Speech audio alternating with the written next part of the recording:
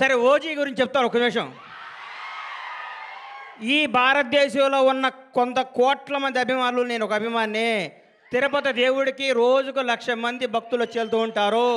ఆ 1,00,000 మంది భక్తుల్లో కూడా నేను ఒకడిని. నేను ఒక్కడనే భక్తుడిని కాదు, నాలాంటి కోట్ల మంది భక్తులు నేను ఒకడిని. మీలాగా నేను పూజిస్తాను, మీలాగా నేను ప్రేమిస్తాను. నేను మీలో ఒకడిని. మీకంటే నాకు ఎక్కువ క్వాలిఫికేషన్ లేదు. ఓజీ బ్లాక్ బాస్టర్ అవ్వాలని మీతో పాటు నేను కోరుకుంటున్నాను. అది తప్పకుండా బ్లాక్ బాస్టర్ అవుద్ది. అంతే. Thank you. ఈ సినిమా గురించి మాట్లాడతాను. మౌళి గారు, మీరు 6 అడుగులు హైట్ ఉన్నారండి. మీ ముందు విజయ్ దేవరకొండ, మహేష్ బాబు ఏం పనికి వస్తారని అంటారు. అవన్నీ నమ్మకకు.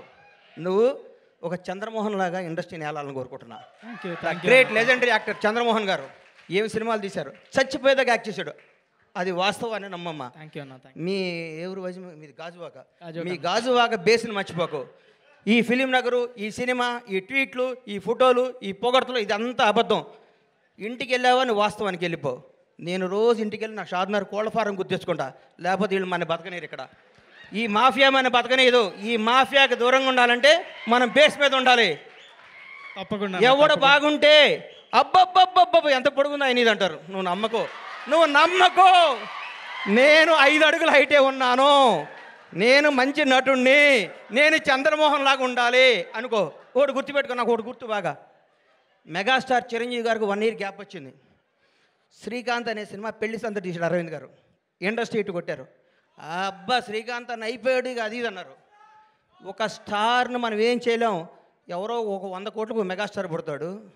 అట్లాంటి టచ్లో నువ్వు స్టారుగా, నువ్వు మంచి నటుడివి. నువ్వు మంచి నటుడిగా ఉండాలని మనస్ఫూర్తిగా కోరుకుంటున్నాను. నిన్ను విష్ చేస్తున్నాను, నేను ఆశీర్వదిస్తున్నాను, నేను హెచ్చరిస్తున్నాను. ఈ పొగడతలో నమ్మకో. రౌడీ షర్ట్ ఇచ్చాడు, మహేష్ బాబు ట్వీట్ వేసాడు, బండ్లా గణేష్ చేశాడు. ఇవన్నీ అబద్ధాలు.